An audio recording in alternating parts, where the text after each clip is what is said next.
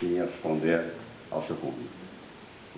Também tenho muito gosto de estar na Beltrán, uma editora com pergaminhos, no plano editorial português.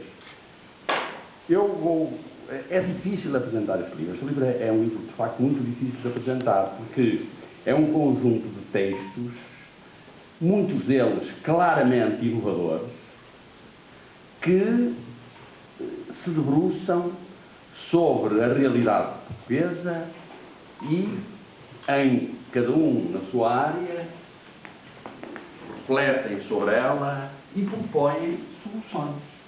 O que é uma coisa rara. Propor soluções é um bem escasso. Normalmente critica-se, a gente diz mal, isto não está bem, mas como é que se faz? Como é que se resolve? E, de facto, este livro traz esse conteúdo. Eu julgo que, na situação em que vivemos, é um verdadeiro dever contribuirmos para as soluções. E isso é uma manifestação de cidadania. O que é que este livro trata? Aquilo que este livro trata vai desde a atual marginalização da cultura e da necessidade de a colocar para o centro das nossas preocupações, até à apresentação de propostas imaginativas de a inscrever no lugar que lhe compete no conjunto das atividades da comunidade. Trata também das relações entre a Igreja e o Estado, até à contaminação mútua entre política e religião e respectivos efeitos na arquitetura política do país. De um novo modelo de participação democrática, até à escalpelização da justiça que temos, que fazemos e que nos fazem, e à apresentação das linhas de ação que resolvam as suas disfunções e ultrapassem os seus fracassos. Mas este livro que estamos a apresentar também trata da exposição crua do pântano fiscal em que estamos atolados e da maneira de passarmos a pisar terreno mais firme até à denúncia dos erros que caracterizam a nossa administração pública e à indicação dos principais indicadores que revelam a qualidade, a natureza do Estado. E também nos dá conta de uma proposta de recriação do modelo social das sociedades europeias e de uma análise do aparelho autárquico português, além de uma reflexão inovadora sobre o ordenamento do nosso território e de aspectos relevantes relacionados com o arrendamento e a regeneração urbana.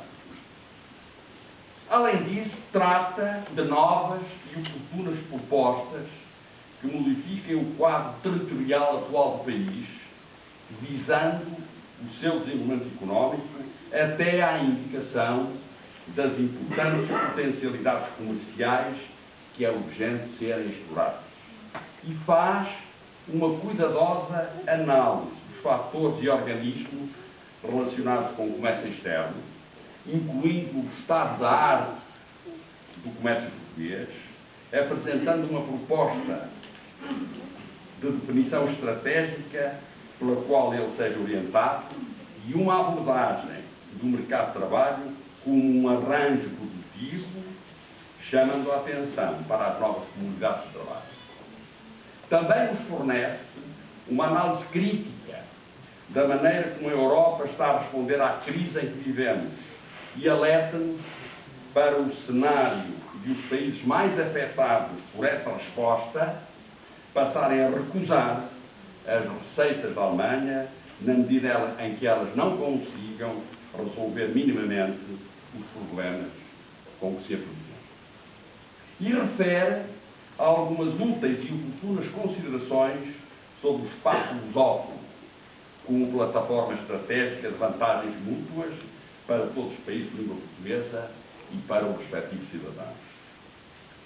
Mas a obra também nos apresenta os programas sociais implementados pelo Governo de Brasília, chama-nos a atenção para esses programas, que se traduziram em progressos substanciais do bem-estar de muitos milhões de brasileiros e num não menor impacto no reforço da expressão estratégica regional e global do Brasil. Além de um desenvolvido estudo, o quadro adotado para resolver a crítica situação económica e financeira do nosso país e do contexto geral em que se processa, bem como a previsão do futuro que nos espera, como consequência das medidas que estão a ser tomadas. Enfim, o Plano C desenvolve uma excelente ideia, materializada naquilo que se chama o livro Dicionário da Transição, que contém os significados de muitas expressões relacionadas com a crise que agora surgiram, muito se fala. Delineia os traços mais marcantes da situação em que nos encontramos e lança propostas claras e sucintas que sintetizam os textos incluídos no livro para reformar a administração pública, o Estado no território nacional e o desenvolvimento de que precisamos urgentemente. Em conclusão, podemos afirmar que este trabalho constitui um programa de ação de alcance estratégico para grande parte dos setores nacionais. Curiosamente, não inclui nada sobre as Forças Armadas, que é exatamente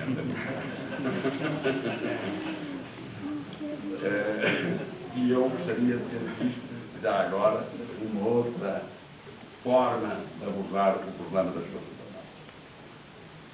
A atual situação é uma situação complicada, que pode ser definida como resultado de um período da nossa vida democrática, em que os governantes do país cometeram erros que acabaram de comprometer a soberania do país, portanto a liberdade de ação, para escolhermos o destino que defendemos, passando outros a determinar aquilo que devemos fazer, que é a situação em que nós nos encontramos.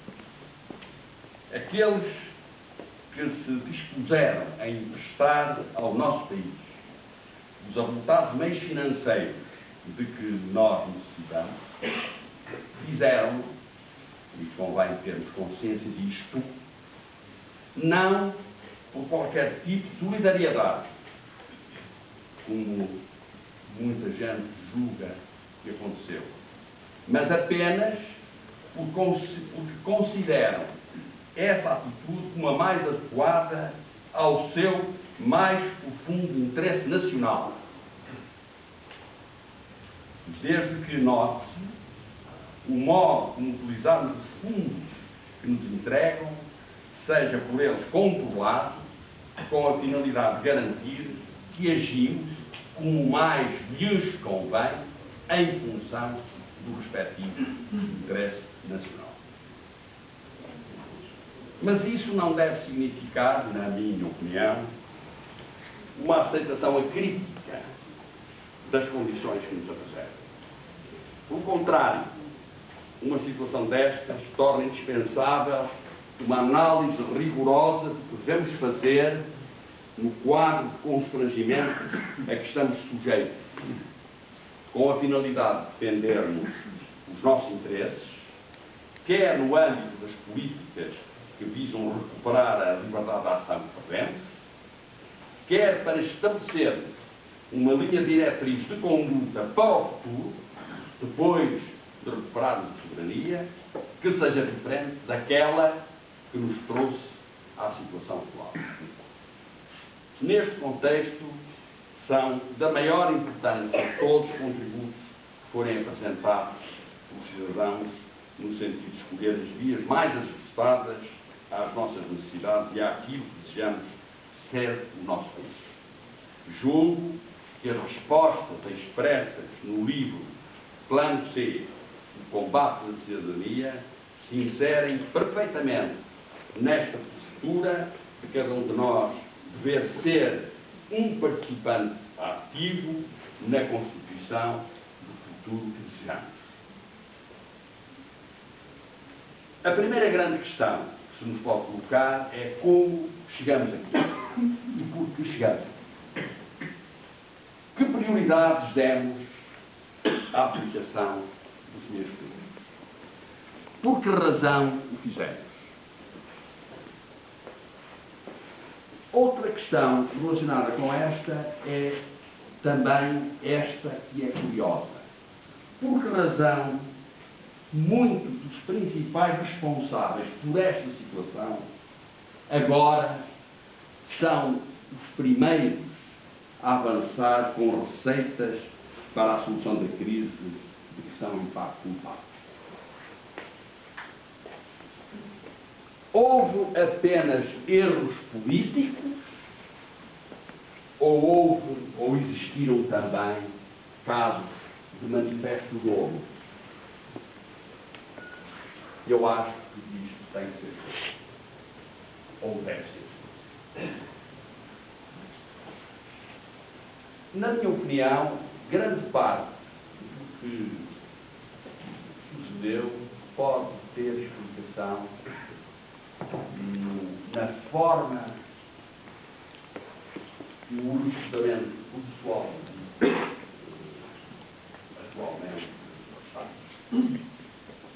Eu, como dizer, quando estive na política, quando era na política, entre 1970 e 1980, altura que eu comecei a recordar, mandar o Centro de Nação da Direita até Cascais,